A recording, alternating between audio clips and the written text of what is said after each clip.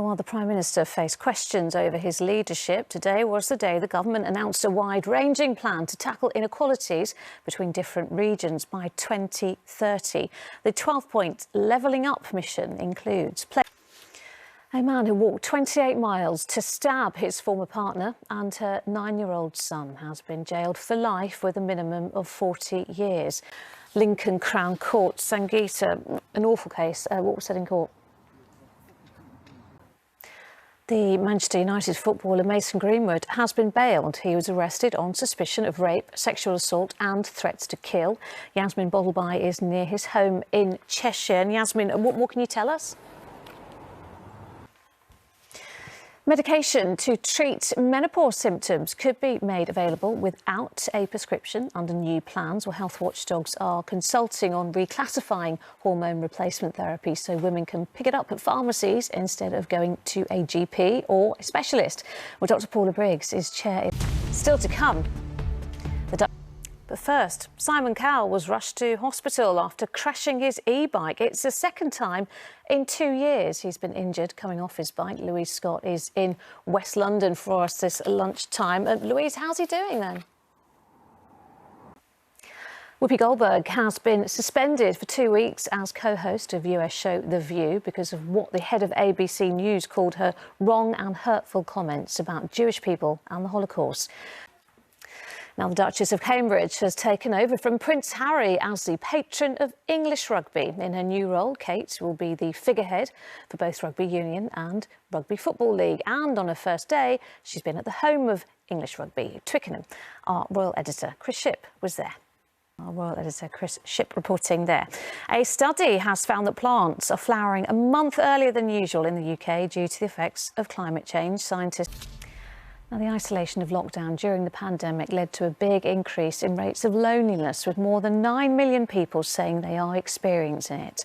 Now, a charity that works to link up people feeling lonely is in line for a prestigious award.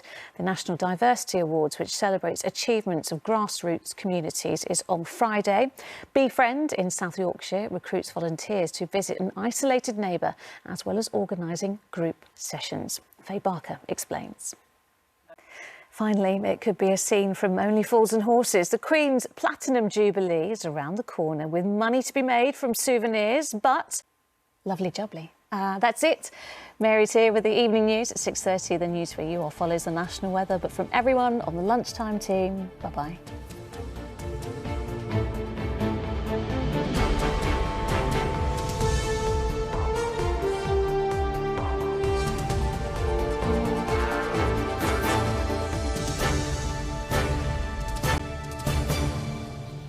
Hello again. Now, the main stories in London.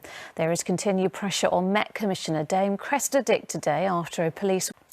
Tube trains through Acton Town are running again, having been suspended all morning after a fire at a garage by the station. Tributes have been paid in the House of Commons to Labour MP Jack Dromey, who died suddenly in early January. Councillors in Haringey have voted to rename Black Boy Lane in Tottenham. Scientists are warning that climate change is causing some plants in the UK to flower a month earlier than usual. Well, have you noticed any early spring blooms? Send us your photos. Just tweet us at ITV London. So do we have another mild day ahead? Let's take a look at the weather with Sally. Here's a look at what's coming up at 6. And I'll be back for that at 6. Until then, bye-bye.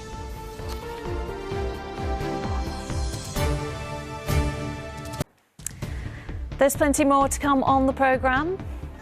But first, when the polls open in the Southend West by-election tomorrow morning, you'd expect all eyes from the political world to be firmly fixed on the safe Tory seat and its fate. But this isn't a normal by-election. It was triggered by the killing of Sir David Amess, and in his honour, the other main parties are not standing. Well, John Ryle has been to speak to constituents preparing to choose a successor who they say has big shoes to fill. But first... Councillors in Haringey have voted to rename Black Boy Lane in Tottenham. Now, after being announced as the new patron of the Rugby Football League and the Rugby Football Union, the Duchess of Cambridge says she was absolutely thrilled to take on the role. Replacing Prince Harry, she wasted no time getting stuck in as she joined England players in a training session at Twickenham this morning. Mags Martell has more. That is one of the stories making the headlines on the ITV Evening News. Here's Mary.